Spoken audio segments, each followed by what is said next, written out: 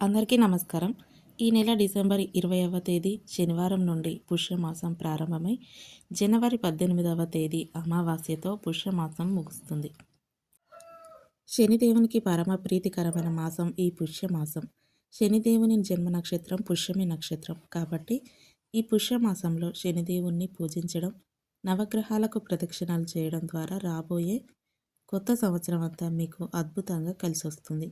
అయితే శనిదేవునికి ఇష్టమైన ఈ పుష్యమాసంలో పొరపాటున కూడా కొన్ని తప్పులు చేయకూడదు. ఎందుకంటే పుష్యమాసంలో చేసే తప్పుల వల్ల కొత్త సంవత్సరంలో కష్టాలు ఏర్పడే అవకాశం ఉంటుంది.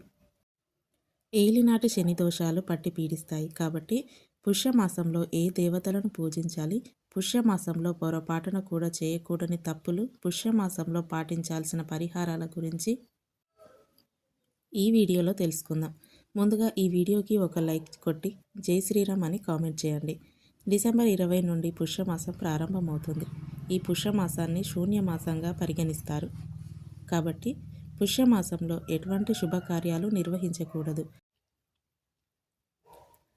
ప్రస్తుతం శుక్రమౌఢ్యమి నడుస్తుంది కాబట్టి ఈ మౌఢ్యమి సమయంలో, అందులోనూ పుష్యమాసంలో గృహ ప్రవేశాలు చేయడం, అద్దె ఇల్లు మారడం చేయకూడదు.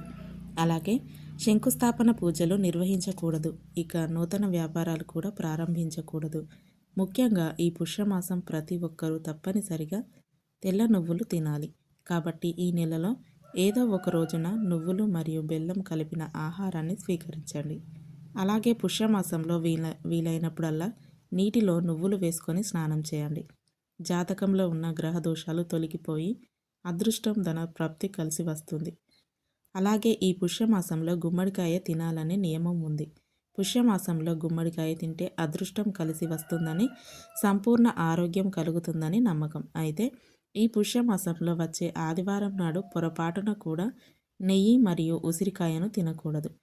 ఆదివారం రోజున ఈ ఆహారం తింటే జాతక దోషాలు ఏర్పడతాయని, అలాంటి ఇళ్లలో లక్ష్మీదేవి నివసించదని నమ్మకం.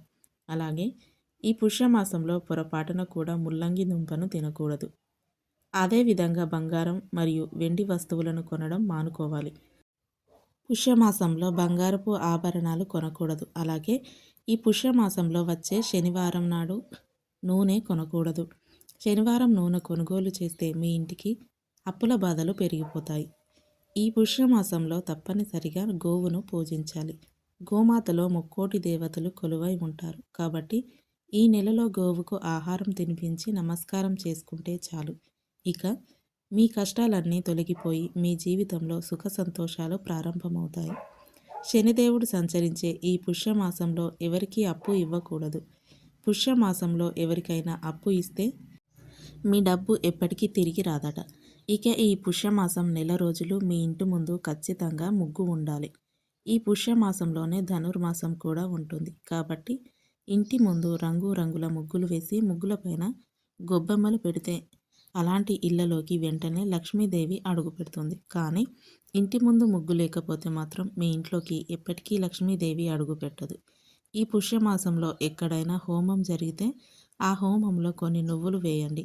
ఈ పుష్యమాసంలో హోమంలో నువ్వులు వేస్తే అశ్వమేధ యాగం చేసినంత పుణ్య ఫలితం లభించి మీ కుటుంబం మొత్తానికి భోగభాగ్యాలు కలుగుతాయి. అలాగే ఈ పుష్యమాసంలో వచ్చే ప్రతి సోమవారం నాడు శివాలయానికి వెళ్ళి శివాలయంలో నువ్వుల నూనె దీపం వెలిగించండి. మీ ఇంటిపై ఎల్లవేళలా శివానుగ్రహం ఉంటుంది. అలాగే ఈ పుష్యమాసంలో చేసే తులసి పూజలకు అంతులేని ఐశ్వర్యం కలుగుతుందట. తులసి కోటలో లక్ష్మీదేవితో పాటు 33 కోట్ల మంది దేవతలు నివసిస్తారు. కాబట్టి ఈ పుష్యమాసంలో ఉదయాన్నే తులసి కోటకు నీళ్లు పోసి ప్రదక్షిణలు చేస్తారు. ముక్కోటి దేవతలు ఎంతో సంతోషించి అష్టైశ్వర్యాలను ప్రసాదిస్తారు. ఇక ఈ పుష్యమాసం నెల రోజులు రావి చెట్టులో త్రిమూర్తులు కొలువై ఉంటారట. కాబట్టి ఈ నెలలో తప్పనిసరిగా రావి చెట్టుకు ప్రదక్షిణాలు చేయడం, రావి చెట్టు కింద దీపారాధన చేయడం ద్వారా ఎన్నో శుభ ఫలితాలు కలుగుతాయి. మరీ ముఖ్యంగా ఈ పుష్యమాసంలో వచ్చే శనివారం నాడు రావి చెట్టు నీడలో నిలబడితే సరే, జాతకంలో ఉన్న దోషాలన్నీ తొలగిపోయి విపరీతమైన అదృష్టం, ఐశ్వర్యం కలిసొస్తాయట. ఈ పుష్యమాసం నెల రోజులు ఏది చేసినా చేయకపోయినా ప్రతిరోజు ఉదయం స్నానం చేసి ఓం శనీశ్వరాయ నమః అని మంత్రాన్ని 21 సార్లు జపించండి. ప్రతిరోజు ఈ మంత్రాన్ని చదివితే శనిదేవుడు ప్రసన్నుడై సకల ఐశ్వర్యాలను ప్రసాదిస్తాడు. అలాగే ఈ పుష్యమాసంలో వచ్చే ప్రతి శనివారం నాడు మీ దగ్గరలో ఉన్న శివాలయానికి వెళ్ళి శివాలయంలో ఉన్న నవగ్రహాలకు 9 ప్రదక్షిణలు చేయాలి. ఎందుకంటే పుష్యమాసంలో నవగ్రహాలకు ప్రదక్షిణలు చేస్తే రాబోయే కొత్త సంవత్సరం అంతా డబ్బు కష్టాలు లేకుండా, ఏలినాటి శని దోషాలు లేకుండా సుఖ సంతోషాలతో జీవిస్తారు. ఇక శుక్రవారం అంటేనే లక్ష్మీదేవిని పూజిస్తాం. అయితే పుష్యమాసంలో ప్రతి శుక్రవారం లక్ష్మీదేవిని పూజించి లక్ష్మీదేవికి 2 ఎండు ఖర్జూరాలను నైవేద్యంగా సమర్పిస్తే కోరిన కోరికలన్నీ త్వరగా నెరవేరుతాయి.